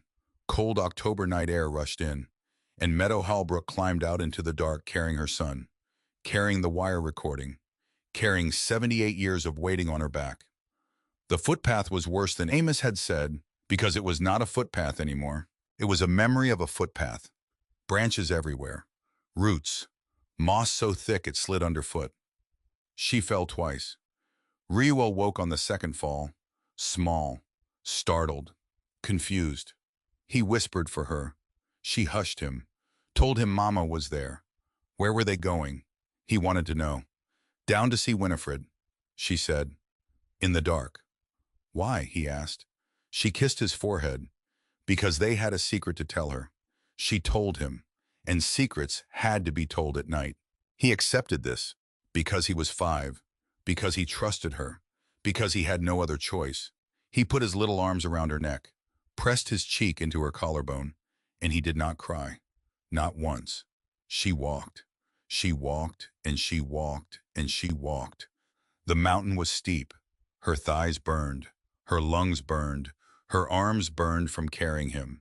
But she kept walking, because a woman who had slept on the floor of a shelter for 11 months could walk anywhere. Because a woman who had watched her son eat 2 saltines like they were a feast could carry any weight. Because 78 years ago, a man in a wool coat had folded a handkerchief on a table and hoped somebody would come. She was coming. She was almost there. An hour into the walk, she had to stop. Just stop. She sank against the rough bark of a birch tree. Reuel breathed slow against her collarbone. She listened for the headlights above them. Nothing. Only wind. Only the small tick of frost settling into cold leaves. She started walking again. Because she had to. Because Reuel was heavy and getting heavier. Because a woman who had been sent for did not stop until she got there. The moon rose behind them, cold and thin. It cast enough light to keep her from walking into trees. Barely. She kept one hand on Reuel's back and one hand out in front of her. Feeling, feeling, feeling for what she could not see. Twice she thought she heard voices behind her. Both times it was only the wind moving through the pines. Both times she made herself keep walking. She got to the church at 4:22 in the morning. The moon had set. The sky was that deep charcoal color that comes before dawn. Every dog in Silverwood Hollow was still asleep. Winifred's bakery was 2 blocks up. Meadow climbed the last hill with Reuel heavy in her arms. She did not stop. She did not slow down. The kitchen light was already on. Of course it was. because Winifred Halloran had been baking bread at 4:22 in the morning for 60 years. Meadow tapped the glass softly because she did not want to startle her. Winifred came to the back door in a flour-dusted apron. She saw Meadow. She saw Reuel in her arms. She saw the look on Meadow's face.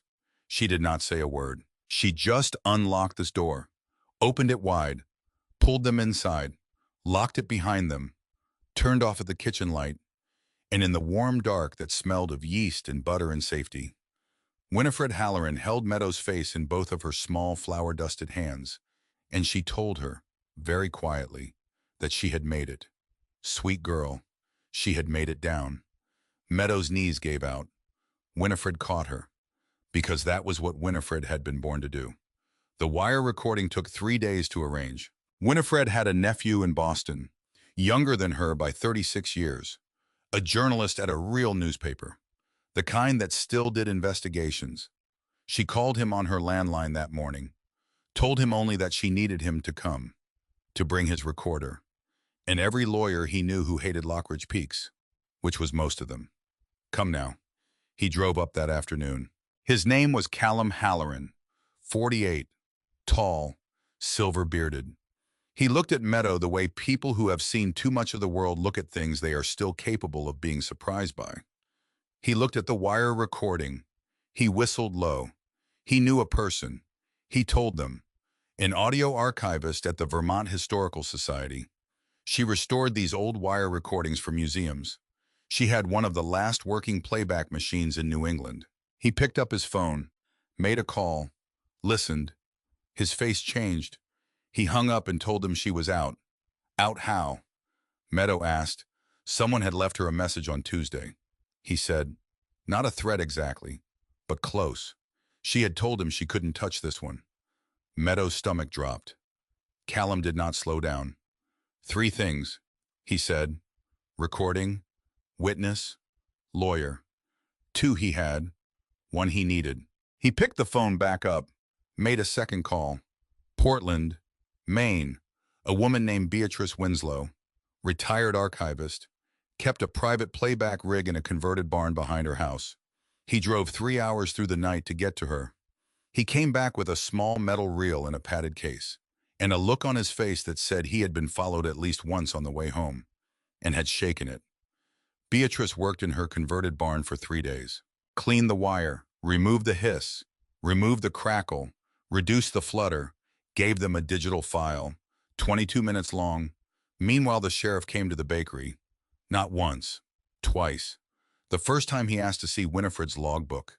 He was checking, he said, on some inventory concerns. Winifred handed him the logbook, told him coffee was on the house, watched him leave. The second time was worse. The second time he asked about the woman staying upstairs. Winifred looked at him over her reading glasses and asked, what woman? Sheriff. Somebody had said they saw a young mother go in with a small boy. He said, that was her grandniece. Winifred told him, Callum's daughter, down from Boston, visiting her old aunt. The sheriff looked at her a long moment. Since when did Callum have a daughter? He wanted to know. Since about 20 years ago. Sheriff, he should keep up with the family news. His mouth twitched. Not quite a smile, not quite not. He tipped his hat. He left. But Meadow watched him from the upstairs window and saw him sit in his cruiser at the corner for 11 full minutes before he drove away. The next morning he came back a third time. Different pretext. Something about a noise complaint from a neighbor. Winifred handed him a fresh cinnamon roll and told him the only noise she had heard that week was his boots on her back stoop 3 times running. He blinked at her, took the cinnamon roll, left. She locked the door behind him, turned and looked at Meadow, who was standing at the top of the stairs. He would not be back a 4th time, Winifred told her. He knew now that she knew, and a man like him did not want a woman like her telling stories at the diner. Meadow did not go outside for the next 2 days. Reuel drew pictures on the back of Winifred's bakery order pads. He drew the cabin. He drew the mountain. I drew 4 stick figures now, 1 tall, 1 small, 2 on the side, both watching. But this time the 2 figures on the side had faces. He had drawn Winifred, and he had drawn Amos.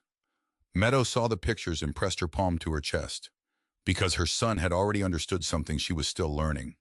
They were not alone anymore. They listened to the recording at 10 in the morning on the third day. Beatrice Winslow drove up from Maine to bring it herself because, she said, some things you don't send by mail. They gathered in the back of the bakery. Winifred, Amos, Callum, Beatrice, a small silver-haired lawyer named Josephine Marsh, whom Callum had driven up from Boston that morning. Meadow. Reuel was upstairs asleep under a quilt that had belonged to Winifred's mother. Beatrice pressed play, and a voice she had never heard filled the small, warm room. Her great-grandfather's voice. Steady, clear, careful. The voice of a man who had known he was recording his own testimony. His name was Alaric John Halbrook. The voice began. That day was October 12th, 1948. If she was listening to this recording, then he was no longer alive. He was recording this because he did not believe he would survive the coming week. And there were things he had to say. Meadow could not breathe. Winifred held her hand. Alaric Halbrook kept speaking. He described what had happened. He named names. He named dates. He named amounts. He named the pressure. He named the threats. He described the debts Barnaby Lockridge had accumulated to men in Boston, men who did not give second chances. He described the way Barnaby had asked him to sign the North acreage as collateral, the way Barnaby had come back with a different lawyer, a different contract, a different signature line. He described the day Barnaby had brought two men to this cabin, men who worked for him, men whose names he did not know, but whose faces he had memorized. And then he described something else. There had been a third person that day, Alaric said on the recording. He wanted to name him, because he had been a witness, because he was a boy, because he was 15 years old and he had not chosen to be here. The room went absolutely still. His name was Thaddeus. He was Barnaby's son, home from boarding school on his October break. Barnaby had brought him here to see what would happen. Barnaby had brought him here to be broken into silence. Barnaby had brought him here to become the next link in the chain. Alaric's voice cracked. If anyone heard this recording, he pleaded, please, please, if Thaddeus Lockridge ever told the truth, do not blame him for waiting. Do not blame him for being afraid. He was 15 years old today, and what he saw today would define him for the rest of his life. May God have mercy on my old friend Barnaby, and on his son, and on any child of that boy who came after. The recording ended. Nobody spoke for a very long time. Then Meadow whispered the name, Thaddeus Lockridge. Callum was already typing on his phone. He looked up. Thaddeus Lockridge had died in 2019. He told them, but he had a son. His son was the current CEO of Lockridge Peaks Development. Meadow's hand went to her mouth. His name was Julian Lockridge. Callum finished. The room went still, because a horrible and beautiful truth had just walked into it. The current CEO was the grandson of the boy in the doorway, was the grandson of the child who had watched, was the grandson of a witness. Not a murderer, a witness.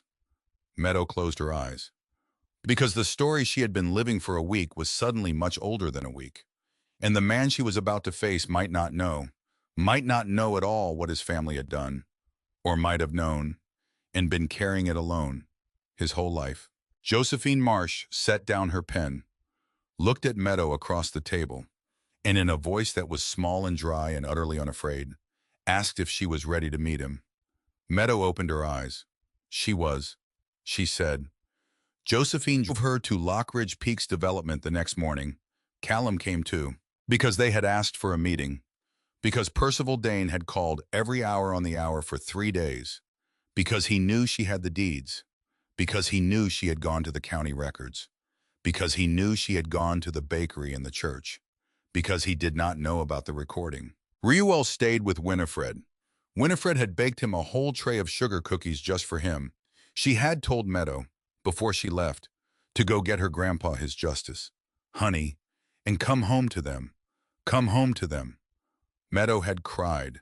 She had not been able to help it. Now she stood in front of the Lockridge Peaks Development headquarters.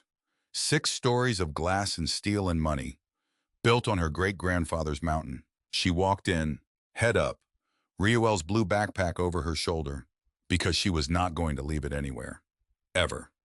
She was going to give that backpack to Reuel when he was 30 years old, and tell him what it had carried, what he had carried, when he was 5. The receptionist looked up. "Meadow Halbrook," she announced. "For Mr. Lockridge." The receptionist did not smile. She just nodded once, picked up the phone, murmured something into it. Then she stood and told Meadow he would see her now. The conference room was on the top floor-to-ceiling windows. Every direction was the mountain. Because there was nothing else here except the mountain. The whole point of this building was to sell the mountain. To sell her mountain. Julian Lockridge was already at the head of the conference table. I was 45 years old, tall, slim, salt and pepper hair, blue suit, no tie. He had the kind of face that had been shaped by 100 prep schools and 1,000 handshakes. And behind his eyes was a tiredness that surprised her. He stood when she walked in. He did not smile. He thanked her for coming. She had not come for him. She told him. He knew. He answered quietly. Percival Dane was there too, sitting to Julian's right. His smile was thinner now. His briefcase was already open. Josephine Marsh took the seat opposite Julian. Callum took the seat beside her. Meadow sat between them. Percival Dane cleared his throat, began his prepared speech. They had prepared a very generous offer, he told her, in light of the paperwork ambiguities discovered in their recent title review. Lockridge Peaks was prepared to offer her the following. He slid a folder across the table. Meadow did not touch it. She did not even look at it. She looked at Julian Lockridge. She told him she would like him to listen to something first. He blinked and asked what? An audio recording, she said. Percival Dane started to speak. Julian raised one hand. Just one hand. Palm flat. Not sharp. Just steady. Percival closed his mouth. Julian asked her what kind of recording. She placed the small digital player on the table. A recording made by her great-grandfather. She told him. Alaric Halbrook, 2 days before he was killed, in October of 1948. He described the events leading up to his death. He named the men involved. And he named... She paused. She looked Julian Lockridge in the eye. He named his grandfather, Thaddeus, who was 15 years old on the day of the killing, and who was standing in the doorway. The color left Julian Lockridge's face. Just left. All at once. Percival Dane made a sound. Not quite a word. Something between a cough and a protest. This was preposterous. He sputtered. Julian, he strongly advised. Julian did not look at him. Percival, he said. Sir. Out. Sir. This is... out. Percival Dane sat frozen for one very long second. Then he stood. He gathered his folder. He walked out of the conference room without looking at anyone. The door closed behind him. Julian Lockridge looked at Meadow. His voice was almost a whisper. Play it. Meadow watched Julian Lockridge's face for 22 minutes. She watched the man she was prepared to hate become a man she could not. She watched him hear his grandfather's name. She watched him hear the words 15 years old. She watched his mouth press flat when Alaric Halbrook said he was being brought here to become the next link in the chain. She watched him close his eyes when Alaric said, "May God have mercy on the son." She watched a single tear roll down his cheek. I did not wipe it away. When the recording ended, Julian Lockridge sat very still. Then without opening his eyes, he began to speak. His grandfather had told him a story once. He said, when Julian was 10, his grandfather had already been sick. He had one lung left. He was living in the house on the ridge, the old house. He would sit on the porch in the evenings. He would look at the mountain. Julian opened his eyes. Meadow saw in them a grief that was 78 years old. His grandfather had told him, Julian, there were things a man saw when he was a boy, and they built inside him like a stone, and they got bigger, and you could not say them, because the men who did them were still alive, and they were your father and your uncle and your teacher and your priest. And to say what you saw would be to burn your whole world down. He looked out the window at the mountain. His grandfather had said, Julian, there would come a day, someone would come, and they would ask him a question, and when they did, he had to answer it, even if the answer burned everything down. He was crying now. Openly. He did not care. He looked back at Meadow. His grandfather had told him that story when he was 10 years old. He said he had not understood it. Not for 35 years. Not until today. Not until this moment. He drew a long breath. Miss Halbrook. He told her. He needed to tell her something, because she deserved to know before she decided anything at all. Meadow waited. He had been looking, he said quietly, for 3 years, into what happened on that mountain. She stared at him. When his father had died in 2019, he continued, he had found a box in his office safe. There had been a photograph in it. 2 men, standing shoulder to shoulder. His grandfather at 15 was in the background. He had not known the older men, but something about the photograph had bothered him. So he had started asking questions. His hands were shaking slightly. He set them flat on the table. Every question he had asked had run into a wall. Bribed clerks, missing records, lawyers who quit the day after he hired them, his own board blocking every request he made. He had found half a truth. He could not find the other half, because the other half was locked in a cabin on a mountain that his own company had spent 78 years making sure nobody opened. Meadow's breath caught. Julian's eyes were wet and steady. He had not known her name until 3 days ago. He told her. He had not known her face until this morning. But he had been waiting for her, or someone like her, for 3 years. He stood up, walked around the conference table, slowly, deliberately, like a man walking a long distance he had been putting off. He stopped in front of her, and he did something she did not expect. He knelt. A 45-year-old man in a $2,000 suit knelt in front of a 20-year-old single mother in a thrift store coat. On behalf of his family, he told her, on behalf of every year they had not known, on behalf of the boy who had stood in that doorway and could not speak. He was so deeply, deeply sorry. Meadow could not stop the tears. She could not stop them. She reached out and put her hand on his shoulder. She said one word, rise. He rose. And in a top-floor conference room, with the whole mountain outside the windows, 2 families that had been at war for 78 years made peace. Julian looked at her and asked what she wanted. She thought about it a long time, because it was the most important question anyone had ever asked her. She thought about her mother, about her grandmother, about her great-grandfather in a wool coat in an empty cabin. She thought about Reuel, about the handkerchief, about the boy in her lap eating cinnamon rolls at a bakery counter for the first time in his short life. She thought about the words Miriam had pressed into her palm along with the Bible. You were not thrown away. You were sent for. She looked at Julian Lockridge. 3 things. She told him. He nodded, slowly, ready. 1. The 412 acres went into the Vermont Land Trust. Permanent, protected, no hotel, no condominium, no development, ever. Just the trees. Consider it done, he told her. 2. The cabin became a historic site, a small plaque, her great-grandfather's name. Nothing more, nothing fancy, just the truth of him, where he had lived. Yes.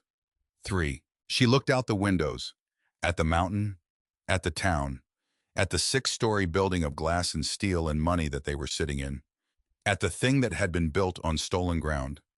She looked back at Julian Lockridge. This building, Lockridge Peaks Development Headquarters, 6 stories, he was to convert it, all of it, into a shelter, a real shelter, for single mothers, for women fleeing bad marriages, for women who had lost their apartments, for women with children and $39 in their pockets and no plan B. She paused. Her voice was steady, free, forever.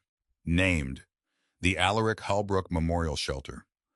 Julian Lockridge closed his eyes. Then he opened them. And he nodded. Everything she had said. Yes, everything. All of it. He wiped his face with the back of his hand. His family had taken something from her family 78 years ago, he told her. His grandfather had kept it. His father had grown rich on it. He had built this company on it. And he had not known. He shook his head. But he knew now. and he could not spend the rest of his life pretending he did not. Percival Dane called her that evening. She was back at Winifred's. Reuel was asleep on the couch. Callum was on his laptop at the kitchen table. Winifred was making tea. The phone rang. Meadow looked at the screen. Percival Dane. She almost did not answer, but she did, because she had learned this week that some doors had to be closed by the person who was standing behind them. She put the phone to her ear. She said nothing. Percival Dane spoke first. His voice was different now. Broken. Small.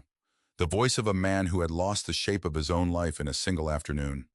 He greeted her by name. She waited. He wanted to apologize. He told her. She waited. He had been an attorney for 11 years. He said. He had made a lot of bad decisions. He had made them for money. He had made them because he thought he was smarter than the consequences. His voice cracked. I wanted her to know. He would never have hurt her son. He wanted her to know that. Meadow's hand tightened on the phone. She thought about every threat he had ever made her. Every implication. Every soft warning about weather turns and fires and small children. She thought about how her heart had stopped when he said she had a beautiful little boy. She thought about all the words she could say to him. Then she said none of them. She said calmly that she hoped he never said those words to another mother again. Then she hung up. She set the phone down on the counter. She did not cry. Winifred handed her a mug of tea. Meadow looked at her and asked if he was going to prison. Yes, honey, Winifred told her. Good, Meadow said. She took a sip of the tea, and that was the last time Percival Dane ever spoke to her. The following night, someone tried to burn the cabin. He must have driven up in a rental car.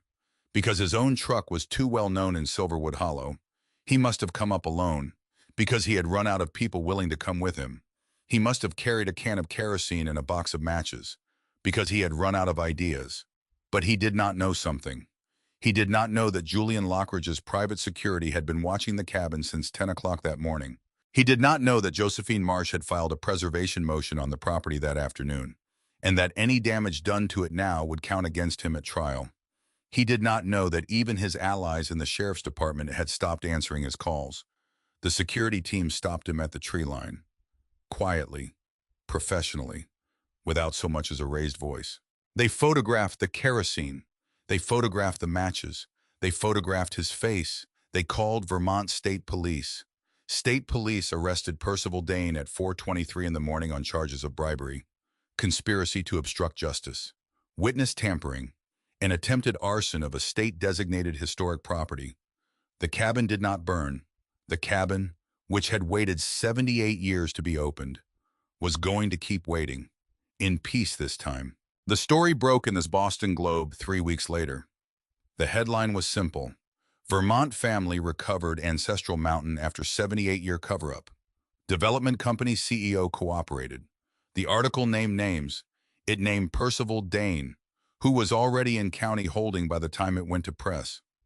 There was no one alive to prosecute for the killing itself. Barnaby Lockridge was long dead. The men he had brought that day were long dead. Thaddeus Lockridge was long dead. But there were plenty of people to prosecute for the cover-up. 20 years of bribed sheriffs, 20 years of bribed county clerks, 20 years of bribed mayors, 20 years of bribed judges, 20 years of bribed inspectors, all to keep the paperwork buried, all to keep Lockridge Peak's development sitting on land it did not fully own. The Vermont Attorney General's office opened an investigation. 15 town officials resigned within a month. Percival Dane was disbarred. The statue in the town square came down on a Tuesday morning in November. Nobody protested. Because everybody had known. Because everybody had been waiting. Meadow did not take the money. Not for herself. Julian Lockridge's lawyers had drawn up a settlement offer that would have made her wealthy for 3 generations. She sat with Josephine Marsh at the little kitchen table in the back of the bakery, and she read every line. Then she folded it up and asked for something different. She asked that the 412 acres be placed into a permanent land trust, managed by the Vermont Land Trust, protected forever, no development, ever. She asked that the cabin itself be preserved as a historic site, with a small plaque out front, bearing the name Alaric John Halbrook. Nothing more. She asked that the money the settlement would have paid her instead be redirected. All of it, every dollar, into the conversion of the Lockridge Peaks headquarters. Julian signed every paper. He did not hesitate. Not once. The shelter opened the following June. Meadow cut the ribbon. Reuel held her hand. He was 6 now. He had grown 2 inches. He had gained 7 pounds. He had started kindergarten in Silverwood Hollow. He had a best friend named Wesley. He had a favorite teacher named Miss Pomeroy. He rode his bicycle to school on days when it did not snow. He was in every way she had prayed for him to be. A boy who had never lived in a shelter. How was in every way that mattered. A boy who had chosen not to forget. Because on the first night the shelter opened, he carried Mr. Buttons inside, and he handed the small brown teddy bear to a little girl on a cot in the family room. A little girl whose mother was crying quietly in the corner, whose mother had 2 black eyes, whose mother had 1 plastic bag of clothes. Reuel placed Mr. Buttons on the little girl's lap. He told her the bear had helped him when he had lived here. He would help her too. The little girl clutched Mr. Buttons. She did not let go. Meadow watched from the doorway. She wept. Not sad tears. Not this time. She and Reuel moved up the mountain in September. She spent the summer restoring the cabin, board by board, nail by nail. She kept the calendar on the wall at October 1948. She kept the boots by the door. She kept the coat on the hook. She kept the handkerchief on the table. She kept the workshop wing exactly as her great-grandfather had left it. Tools where he had placed them. Wood shavings in the corners. His pencils in a tin can on the bench. She did not turn it into a museum. She turned it into a home that people could visit, but that was clearly still lived in, because she was living in it. She built a small addition off the workshop wing, a second bedroom for Reuel, a tiny study for herself. She learned to chop wood. She learned to bank a stove for the night. She learned to read the sky before storms. And in the spring of the following year, she added one thing to the wall of photographs, a new photograph, herself and Reuel, standing in the doorway of the cabin, sunlight on their faces, her son leaning against her hip. She hung it beside the black and white photograph of Alaric Halbrook, beside the photograph of the woman with her jaw, beside the small square she had found in her mother's shoebox years ago and never understood. 4 generations. On one wall, in one cabin, that had been sealed for 78 years, because a girl was coming, because a girl had come, because a girl had brought her son. She framed the handkerchief last. She did it in June, a quiet morning, Reuel asleep in the loft above the workshop, the mountain shrouded in mist outside the small round observatory window. She took the handkerchief off the kitchen table, where she had let it sit for a year, ever since the day she had first found it. She held it up to the light. Rosalind Rose Halbrook. Her grandmother's name, embroidered in careful looping thread, by a man who had died before her grandmother could grow up, by a man who had believed, from 78 years away, that someone in his line would come back. Meadow chose a small wooden frame, simple, unvarnished. She had carved it herself in her great-grandfather's workshop over the winter. From a piece of pine she had cut off the property, her property, now, which she never took for granted. She placed the handkerchief inside, under glass. She hung the frame on the western wall, right beside the photograph of her grandmother, right beside her great-grandfather, right beside herself. She stepped back. She looked at it for a long time. She thought about her mother, Colette, who had died at 38, who had worn a bracelet engraved with initials she had never explained, who had said one sentence about the man who had made it, the kindest man I never got to know, and had cried when Meadow asked. Meadow understood now. Her mother had known, or had almost known, had felt the shape of him, the way you feel the shape of someone standing behind you in a dark room. Meadow whispered to the wall that she had brought her home. Grandpa. Her voice caught. She had brought them all home. The stove crackled behind her. The kettle sighed. Somewhere out in the trees, a bird she had not learned the name of, yet called once and stopped. Reuel came down the stairs. I was 6.5 years old and taller than he had been that morning. He was rubbing his eyes. Mr. Buttons had a permanent home now on his pillow upstairs. He was carrying a smaller bear tonight, one of the shelter's outreach donations. He had chosen it because, he said, it looked lonely. He walked over, stood beside her, looked up at the wall. He looked at the photograph of her. He looked at the photograph of him. He looked at the framed handkerchief. He looked at his great-great-great-grandfather. That was them, he said. Meadow put her hand on his head. Yes, Bug, she agreed. All of us, he added. All of us, she echoed. He was quiet a moment. Then he leaned into her leg, his small, warm weight against her thigh, the weight that had kept her alive when nothing else could. The house felt happy, he told her. Meadow smiled. She did not answer. She just stood there, beside her son, in front of a wall of women who had waited to be seen, in a cabin on a mountain that would never be sold, in a town where a statue had come down, in a state where a shelter now bore her great-grandfather's name. And she remembered what Miriam had said to her at the door of the Manchester shelter on that gray morning in October, a lifetime ago. You were not thrown away. You were sent for. She had not believed it then. She believed it now. She lifted Reuel. He was almost too big to lift. But she did it anyway. Because in 5 years he would not want her to. Because right now she still could. She carried him to the rocking chair by the boarded window, which she had unboarded that spring, so the mountain could look in. The mountain looked in. She sat with him in her lap and rocked slowly. Outside the small round observatory window in the workshop wing, the sun was beginning to set. The last of the light lay orange along the ridge. Reuel fell asleep in her lap. She rocked him for a long time, longer than she needed to, because she could, because he was hers, because he was safe, because the mountain was safe, because the story that had been sealed in this cabin for 78 years was no longer sealed anywhere. The story was walking around now, in small towns she had never seen, in women's mouths she had never met, in every child who had been handed a warm blanket by a stranger who did not ask any questions. Meadow whispered into her son's hair, "Thank you." She did not know exactly who she was thanking. Her great-grandfather, her grandmother, her mother, every part of all of them. Maybe. The stove crackled. Reuel breathed slow and even against her chest. And somewhere, 78 years away, a man in a wool coat set down his pen, closed his journal, folded a small square of white cloth on a wooden table, and whispered back, across